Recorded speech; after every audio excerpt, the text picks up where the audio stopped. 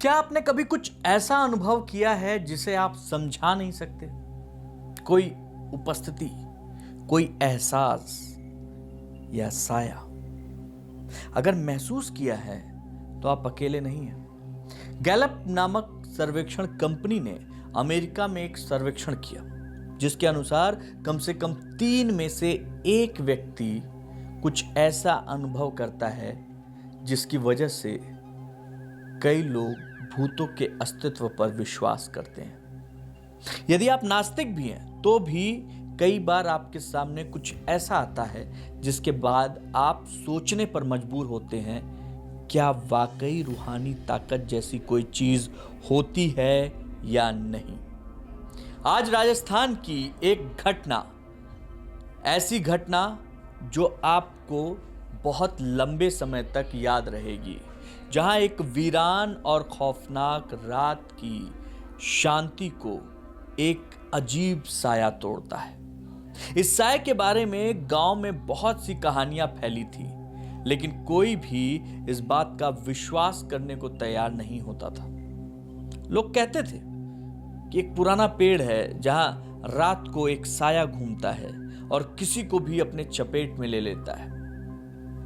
बहुत साल पहले गांव के कुछ लोगों ने उस पेड़ के पास उसे देखा और बहुत साल पहले कुछ लोग जो उधर गए वापस नहीं लौटे। बस उनका न लौट कर आना ही इस गांव का डर बन गया। गांव में आए दिन कुछ नए परिवार आते थे। अमित भी अपने माता पिता के साथ उस गांव में आया था। कहानियां सुनी थी उसने कि भाई रात बहुत शांत से कटती है, शांति रहती है यहाँ पे, लेकिन उसे पता नहीं था कि यह शांति एक अजीब खौफनाक घटना की छांव में है। सब कुछ सामान्य चल रहा था पहले, लेकिन जैसे जैसे अमित के दिन वहां बीतने लगे, कुछ अजीब घटनाएं उसको महसूस होने लगी। एक रात वो अपने कमरे में अकेला था। उसने महसूस किया कि घर में कोई छिपा है। अमित खिड़की से बाहर देखता है तो उसे एक साया दिखता है। जो दिखता है तो उसकी आंखों की चमक, अजीब सा उसका पूरा काला शरीर, और वो धीरे धीरे उस खिड़की के पास से पीछे की तरफ जा रहा है। वो देखने के बाद अमित का दिल तेजी से धड़कने लगा। उसको समझ में नहीं आ रहा था कि ये मेरी कल्पना है या वाकई कुछ है। वो चूंकि खिड़की के पास था तो उसने खिड़की की तरफ देखना बंद किया। उसके लगा था कि छोड़ देते हैं और वापस दूसरी तरफ मुंह करके सोने की कोशिश करता है, लेकिन उसको नींद ही नहीं आ रही थी। एक बार फिर वो खिड़की की तरफ घूम कर देखता है तो इस बार कोई नहीं था। जैसे तैसे उसने रात काटी। सुबह हुई तो उसको लगा कि कोई भ्रम हो सकता है, लेकिन जैसे जैसे अगली रात एक अजीब सी ठंडक लेकर आई। दरवाजे की दरार से एक बार फिर एक कटा फटा सा गंदा चेहरा नजर आया। किसी इंसान का नहीं था। एक ऐसा चेहरा जिसमें दूर से देखने ही उसमें एक अजीब सी सड़न दिख रही थी, एक अजीब सा डर था। अमित की आंखों में वो डर छलकना शुरू हुआ। वो कांपने लगा। वो नहीं जानता था कि वो क्या देख रहा है, और वो ये भी नहीं समझ पा रहा था कि उसका दिल इतनी तेजी से क्यों धड़क रहा है। उसे लग रहा था कि वो बेहोश हो जाएगा। कमरे में अचानक से वो उठा और कमरे से निकलने की कोशिश करने लगा, लेकिन वो निकल ही नहीं पा रहा था, उठ ही नहीं पा रहा था अपने बिस्तर से।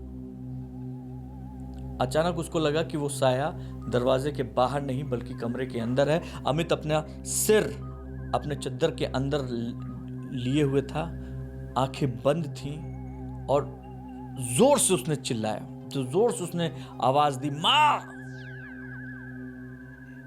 उस आवाज के बाद अमित चुप, एकदम अपने आप निढाल हो गया। समझ ही में नहीं आया, और वो आवाज उसकी चारों दीवारों में गूंज रही थी। अमित निढाल होने के बाद उसको जब होश आया तो सुबह हो चुकी थी।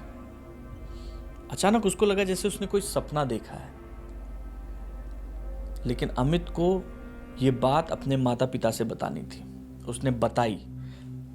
माँ बाप ने सुनी, और चूंकि उनको ऐसा कुछ भी नहीं हो रहा था, कोई भी ऐसी ताकत या कोई भी ऐसा एहसास नहीं हो रहा था, तो उन्होंने कहा बेटा एक बुरी कल्पना हो सकती है, कोई सपना हो सकता है, ऐसा कुछ भी नहीं है, परेशान मत हो।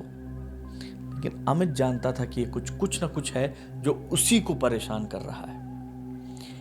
एक रात बीती, 2 रात बीती, हफ्ता बीतने वाला था, अमित रात को सो नहीं पा रहा था। जैसे ही उसकी आंख झपकी लगती, उसको वापस से वो उड़ जाता था, डर के मारे उड़ जाता था। उसको हर रात कमरे के आसपास कोई घूमता हुआ नजर आता था। हर रात अमित की आंखों में डर दिखाई पड़ता था। समझ नहीं आ रहा था कि क्या हो रहा है, कैसे किया जाए। उसकी नींद उचट चुकी थी। वो केवल उस अजीब से साए के बारे में सोचता रहता था। एक दिन उसने एक बहुत बुजुर्ग व्यक्ति से पूछा कि बाबा, ये सब मेरे साथ हो रहा है। तो उस व्यक्ति ने उसको उस पेड़ की तरफ इशारा कर दिया, जो गांव से बाहर पेड़ था। उसने बताया कि बहुत साल पहले यहाँ कुछ हुआ था। क्या हुआ था नहीं पता, कुछ हुआ था जिसके बाद से वहां जो भी जाता है वो वापस नहीं आता। और कुछ ऐसा है जो कुछ खास लोगों को अपना शिकार बनाने के लिए उनके आसपास घूमता है।